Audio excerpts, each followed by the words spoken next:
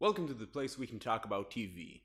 Let's do some news. First up, Fox is picking up the multi-camera sitcom Dads for a full 22 episode season. Now I don't know if you watched this show, but it's not, how can I put this, good. Or at least I didn't think so. It has the kind of jokes that you know why they would be funny, but you don't laugh because you've heard them about a million times before. They just kind of make you exhale quickly through your nose.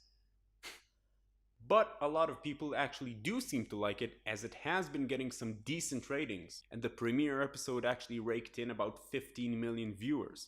Fox has said they've been wanting to break into the multi-camera game for a while now, and this looks like a good asset they can grow on. Actually, I think it's more like of a good enough asset they can grow on, and with Seth MacFarlane's name attached to it, they should be able to keep it above water. Why do they cancel shows like Super Clyde and pick up shows like this? I guess we'll never know.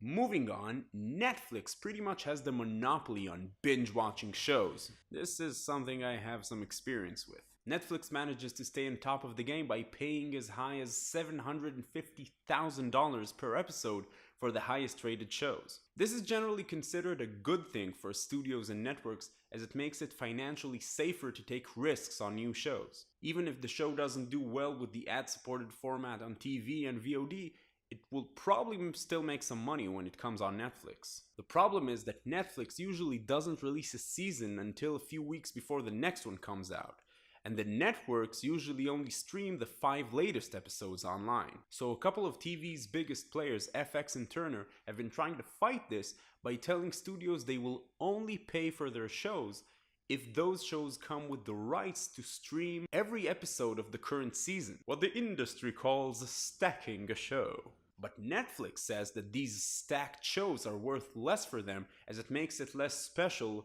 when the show eventually airs on Netflix. Alright, tough shit, that's business. What's the problem? The problem is that Netflix says it will pay significantly less for every show that's previously been stacked. Don't you just hate it when mom and dad are fighting? So how does this affect us?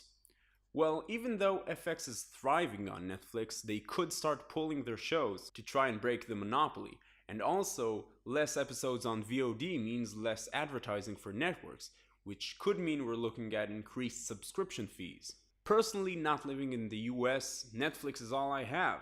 So I'm on Team Netflix. Netflix all the way! Also from the world of binge watching, Charmed, the second most binged show on Netflix, is possibly being revived on CBS. Party of Five creator Chris Keezer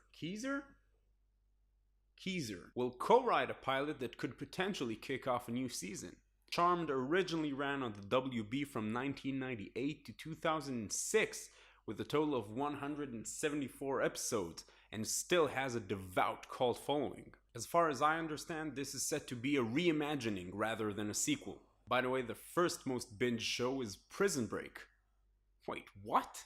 So, last couple of things. Suits is being picked up for a 4th season by USA, which is great because Suits is a great show, and I have nothing else to say about that. Well, actually I do, but I won't, because we don't want this to be a 12-minute video, now do we? And last on our list, the Bravo Network has announced that the creator and cast of Arrested Development will be doing an episode of Inside the Actors Studio, set to air on November 7th.